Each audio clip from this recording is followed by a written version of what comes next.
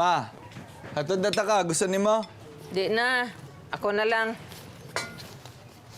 Oh, silang Sheila, asa ba? May uli ng iligan. Naiilang daw ho sa inyo. Bakit?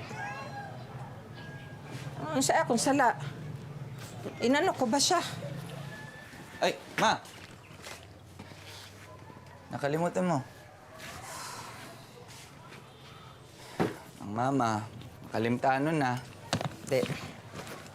Okay pa ko. Okay pa utok ko. Mahimo ba, Victor? Okay ra lagi ko. Huwag ka na mag-alala sa akin. Gaya na hindi mo pag-aalala sa akin, lumalaki pa ako. Totoo naman, dili ba? Simula nung naghiwalay kayo ni Papa, lagi ka na dito sa Davao. Hindi mo man lang ako pinayagan hanapin siya. Hindi ba inisip na kailangan ko ng ama? Lalong-lalo na kailangan ko ng ina. Hangtod karon ba? Yan pa rin ba isusumbat mo sa akin? Kaya ka ba dumadalaw dito para masumbatan mo ako paulit-ulit? Sige. Oo, inaamin ko. Hindi ako naging mabuting ina. Masyado na ako nasaktan nung iniwan ako ng tatay mo. Hindi ko na malaya na pati ikaw nasaktan din.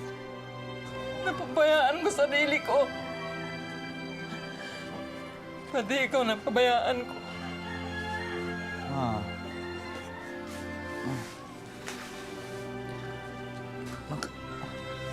Kaya nga ako laging dumadalaw dito. Kasi gusto kong magkalapit loob natin. Masyado nang matagal tong tampuhan nating dalawa. Paano tayo magkakalapit niyan? Puro sakit na nakaraan yung nasa isip mo.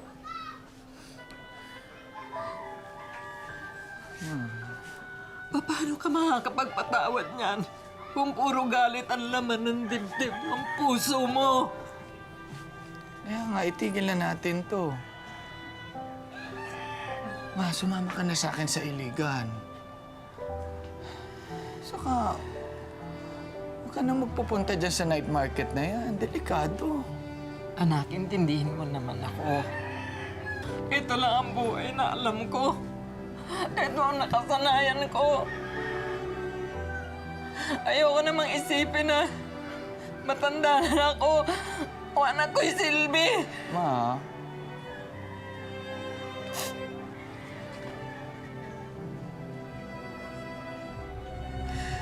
Tsaka, diba, ikaw na rin nagsabi, hindi ako marunong mag-alaga ng anak.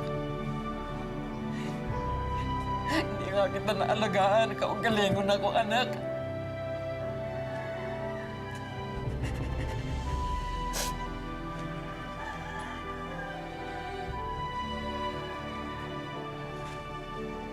Na, sayluan na lang po. Patawarin mo na lang ako.